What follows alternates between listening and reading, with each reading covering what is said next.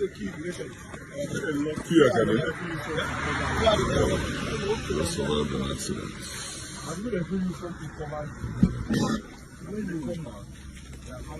The key can it come out?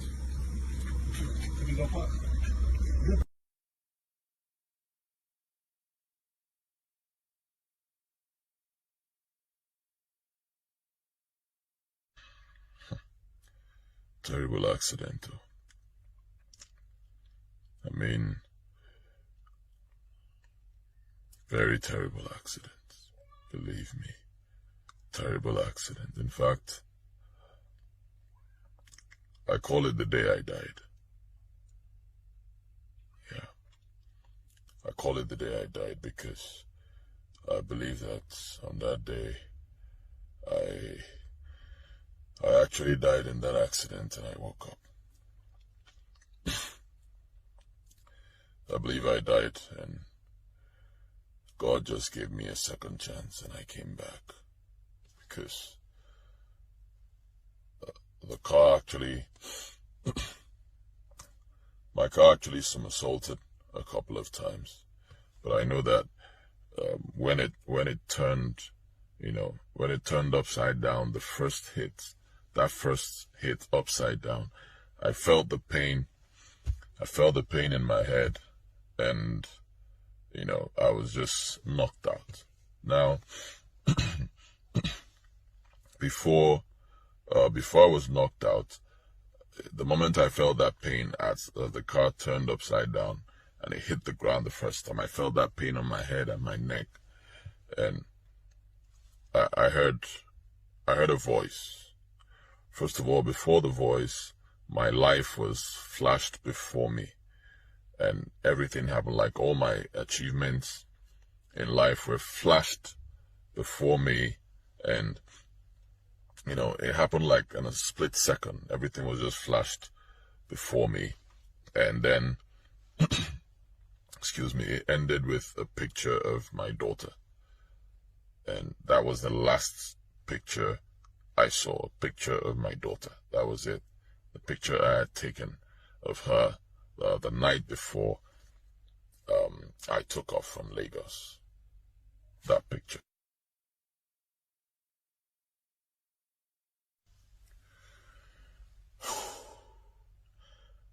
After I saw that picture, it flashed before me. After all the images flashed, the picture of my daughter you saw now, that was the last picture I saw.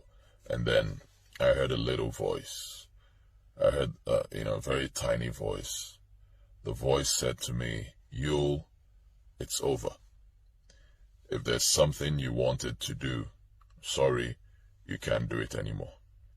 That was what I heard.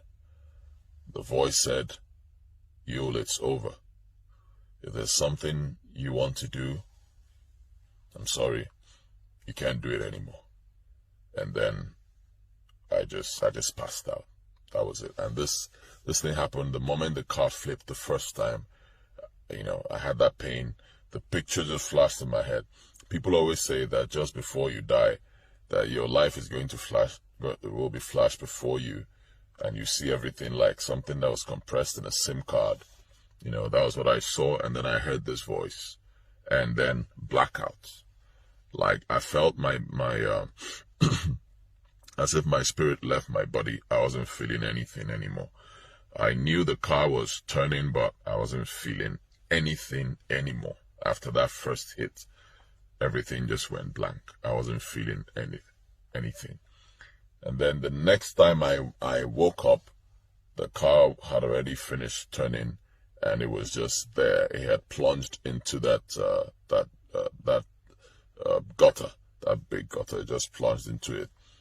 That was when I woke up, and excuse me, it was as if excuse me, it was as if life just came back to my body from my legs. Life just came back to my body, from legs up and to my head, and I just woke up, and I realized, oh my God, this accident it's all over. The windscreen was broken. And You know, smoke was just coming out from the car, dust, everything. I was confused. And then I I managed to climb out from the front of the car. You know, the windscreen was broken. I climbed out from the front and came out. And I actually thought I was dead.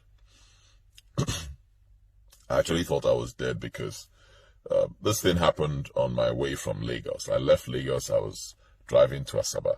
So it happened along somewhere around Ore, just before I got to Ore. I was doing maybe 120 or 140, you know, and then the car just lost control. I don't know what happened. Car started, I was holding the steering wheel, and I saw the car going this way. And then I tried to turn it back and keep it straight. And then the car started heading this way, hits that center, I think that divides the road, the culvert or something. It hit there, and then the car just started flipping up, somersaulting, and that was it. Now, by the time I came out, excuse me, by the time I came out, and I came out of the car, I was just standing looking at the car, wondering what just happened, and thanking God that I survived. I saw some people were just coming out from the bush, you know, rushing towards the car. I saw two people, they were rushing towards the car, but they didn't notice me. They ignored me, and they were just rushing to the car, looking into the car and shouting, maybe the person is dead, or who drove this car? But they just ran past me. So I was like, wow, these guys didn't see me. They didn't notice this is me. That means it's possible that I'm dead. Maybe my body is still inside the car, and then it was my spirit that came out. So I got quite curious. I now went and started looking inside the car to see if I'll see my body. I broke the side of the glass, the driver's side. I broke it. I looked inside. I was sure there was no body there. I didn't see my body. So that was when I realized that was me. And then other people started coming, noticing me. And then a guy was driving past, stopped. He noticed me. And then he helped me pick up my stuff from the car and took me down to the east, where I finally went to the hospital. But it was a nasty experience. I call that day the day I died, because when that first hit happened, I actually passed out. I was knocked out. I feel, you know, with the pictures I saw that flashed before me, pictures of my life, ended with my daughter's picture, and then the little voice that told me, Yul, it's over.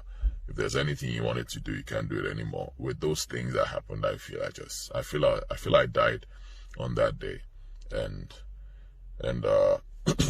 excuse me, God just gave me a second chance and said, you'll come back to this world. And, you know, and that's it. That was how I got back. And if you noticed in the video, I had my rosary. I had my rosary on my neck. That was a black one. And in this, there's something like this. You know, that's it. I always wear this. I believe in God. Believe in God so much, you know. We're all sinners, though, at the end of the day. But I don't joke with my God. I believe in God so much. So I always wear my rosary. Always. In that video, when I had that accident, I had a rosary on. I had a black rosary on my neck. If you watch that video, you see it. And I came out without any major injuries, just scratches on my hand. But it was a terrible accident, you know. And thank God I'm here today. I keep giving God all the glory. It's my story. I'll tell you guys more of it later. Just thank God for me. Thank God that I'm still alive.